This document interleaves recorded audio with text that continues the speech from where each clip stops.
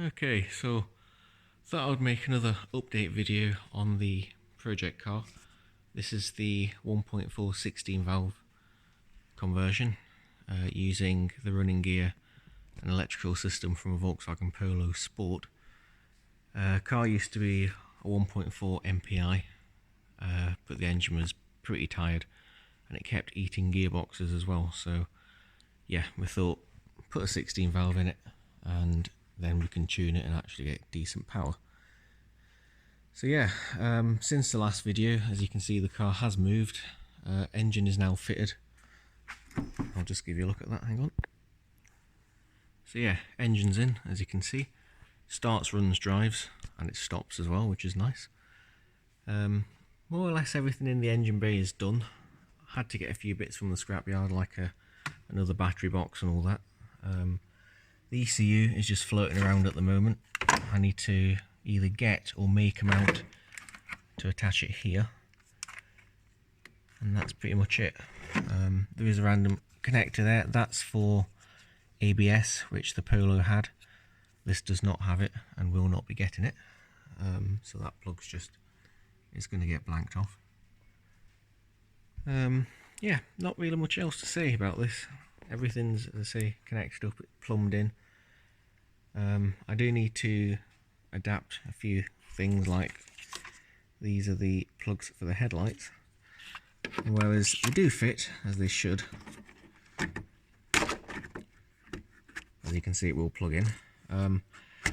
The pin out is different. Turns out the Polo and Fabias, as I say, they got the same plugs, but the pins are in different places, which basically means when you turn the headlights on, the side lights come on, and then like the high beam was flashing when the side repeater should be on. So yeah, it's a bit weird. It makes the car look like it's got a horrific electrical fault. All I need to do is take the plug apart and swap the pins around into their different locations. So apart from that, that's okay. Not really much else to say about the engine bay. It's more or less done. Say the engine runs really well as well. At the moment, I'm in the process of sorting out an exhaust. So yeah, basically it's got a diesel exhaust from an SDI because they're more free flowing than the petrol ones, but I'm having to adapt the downpipe here. As you can see, this is the bit that bolts onto the engine. I have to weld this piece on just to make a wee extension, and I'll show you why in a minute.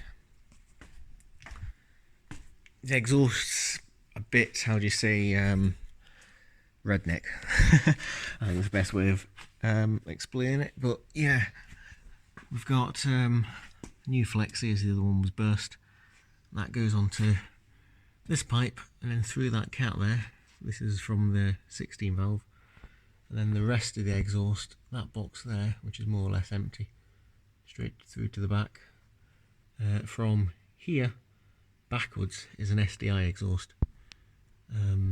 So yeah, as I say, it's a bit of a redneck butchery, but it will work once it's all done, once I've finished welding bits in place. Front bumper still needs to go back on. That's gonna get done after I've fixed a few of the air conditioning pipes. Just here, because this car's now gained AC, I need to get new seals for these. I just want to test fit and make sure everything would go in place. But yeah, this will be leaking if I pressurised it, so yeah, need to get new rubber seals in there, and then the bumper can go back on. Also need to wire up these horns as well, which is just a case of connecting those to these wires here. So yeah, it's just a lot of sort of little jobs and things, you know, nothing particularly scary. Around the back, it's more or less done. Tailgate's going to need painting. That one's off of VRS. As you can see, that was due to the fact the original tailgate was really badly rotten, and also this one has a spoiler as well, and slightly tinted glass, I guess. But yeah, this will be coming back off and getting sprayed silver. Inside, we've more or less got the interior finished as well, which think from the last time I uploaded a video, can't even remember when that was. The interior wasn't actually really in place, like all the dash was apart. So yeah, glove box and all this is now in, as you can see. Pretty much done. The only thing I need to do is put the centre console back in, but I've got new handbrake cables to fit, so that will happen in due course. But yeah, it's a full VRS interior, black roof lining, all the trims.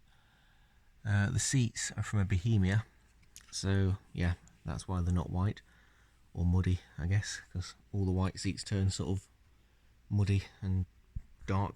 But yeah, needs a good clean, but it's actually okay. We've also got a Ibiza carpet as well. So yeah, full black, as black as you can get, I guess. I've also gained some lights up here as well. These are from a Ford S-Max, actually. Saw these in the scrapyard and I thought they'd be quite cool. And they're sun visor lights, so when you push the sun visor up, get switched back off. So yeah, that was just a little quirk that I decided to fit. But yeah, that's the car at the moment. As I say, it's quite a few little jobs still needing done, but nothing excessive, nothing crazy. The brakes have also been done, as I said. They're Mark IV Golf GTI ones.